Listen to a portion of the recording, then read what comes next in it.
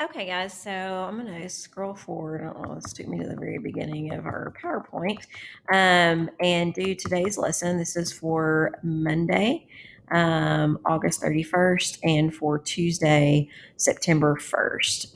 So, first of all, you're going to pause the video and do today's discussion question. In class, we are going to be discussing the multiple purposes and audiences of Obama's eulogy for Clementa Pinckney. And so I want to talk about that just a little bit. So you should have filled out that handout that I gave you that was on your skills notebook.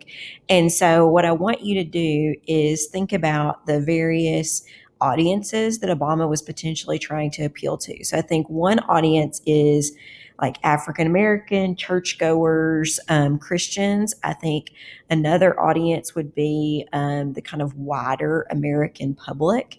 And I think that you can know that in a few ways. Like at the end of the speech, he does a little bit of response to the opposition when he says things like, no one can expect race relations to be perfect overnight. There are people on both sides of some of these issues, things like gun control, who are people of goodwill. So you can tell that he's trying to appeal to a broader audience than even just the people that he's immediately speaking to. As far as the different subjects that he goes over, the beginning of the speech is obviously honoring Clementa Pinckney, and the whole thing has this thread of grace running through it.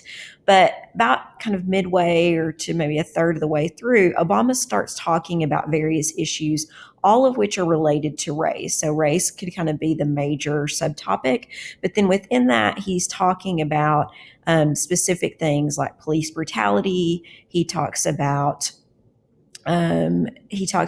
Confederate flags and monuments. He talks about poverty. He talks about whenever he gives that example of, maybe they'll call Jamal instead of Johnny, or not Johnny instead of Jamal.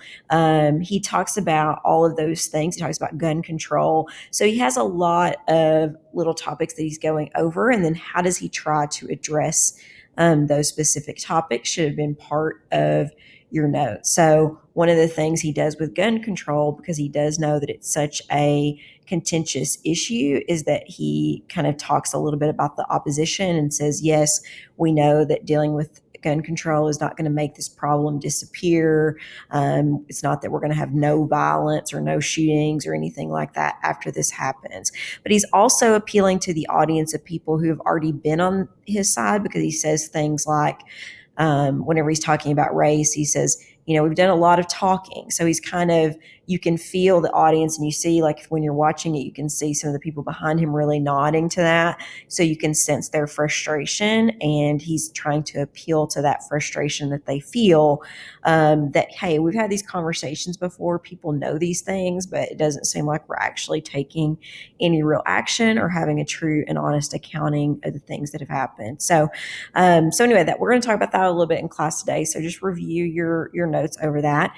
And then today's focus is going to be on purpose. And we are going to move on to another text, because I think that the Obama's eulogy will be kind of our touchstone throughout the unit. It's our sort of major piece for the unit. And I think we can come back to it a lot in discussions of purpose. But I think its purpose is he's trying to do a lot of things. So I wanted us to look at maybe a text that was a little bit more simple, a little shorter today, because purpose is such an important part of our course. It's an important part of Soapstone.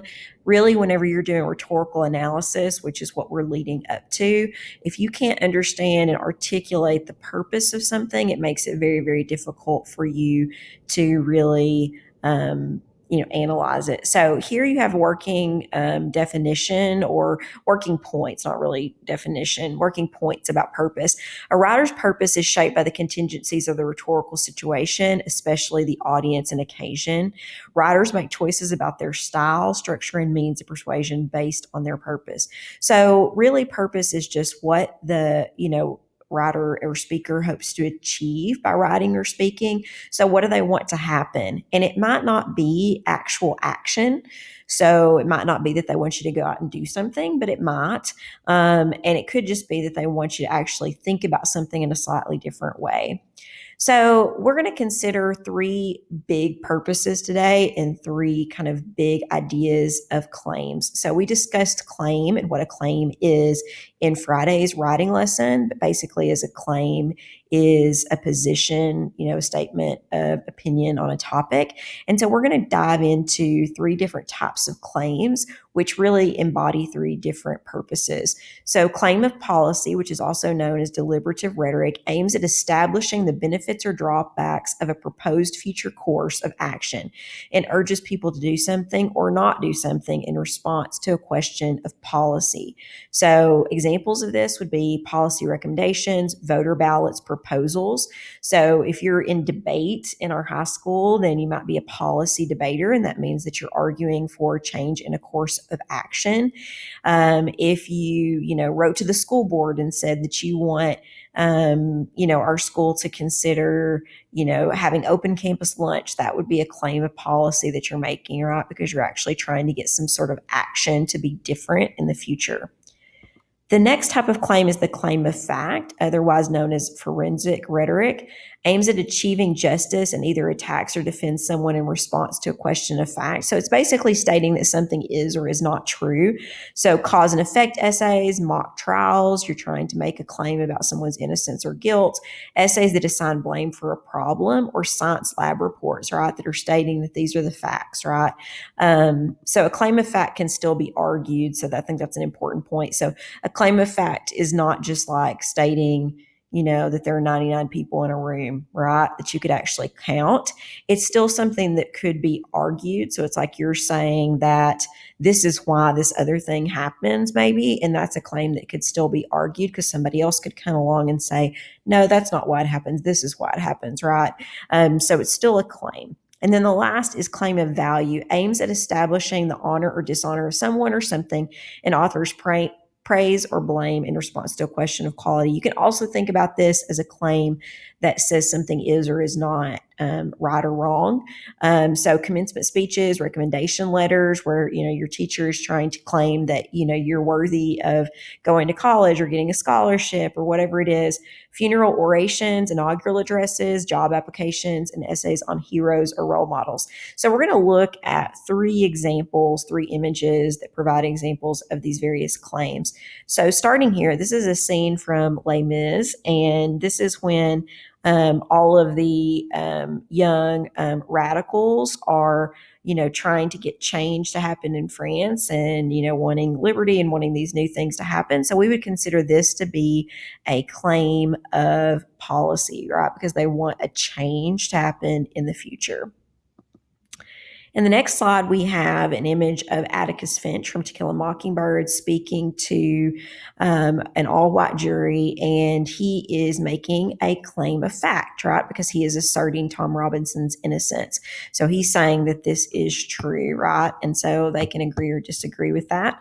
And then the last is the Gettysburg Address. And so this is Abraham Lincoln arguing that, this good thing happened, even though it was this really tragic thing, right? That you have these men who died, but also that it was this, valuable thing, and we should honor these fallen soldiers and appreciate this moment in our history.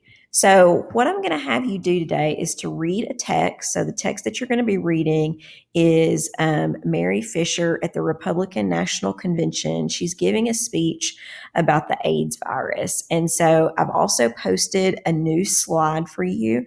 This slide is on purpose analysis. And so I'm going to ask that you read that speech and then analyze the purpose on that handout. You will add that handout. So you just go in and go to edit, copy, and you will copy that slide into your skills notebook. So that'll be the next slide in your skills notebook. So that'll be our lesson for today. Let me know if you have any questions. Don't forget that you should be reading chapter 1 of Language of Composition right now. I did get a question over email about whether or not the focus was on the content of the chapter or on some of the readings and things that go along with that chapter. And the main focus of the chapter is really on understanding the concepts, the terminology, and the content. I don't care so much about the specific little essay examples that they give, although I think that those are worth reading so that you can understand the concepts that are being explained.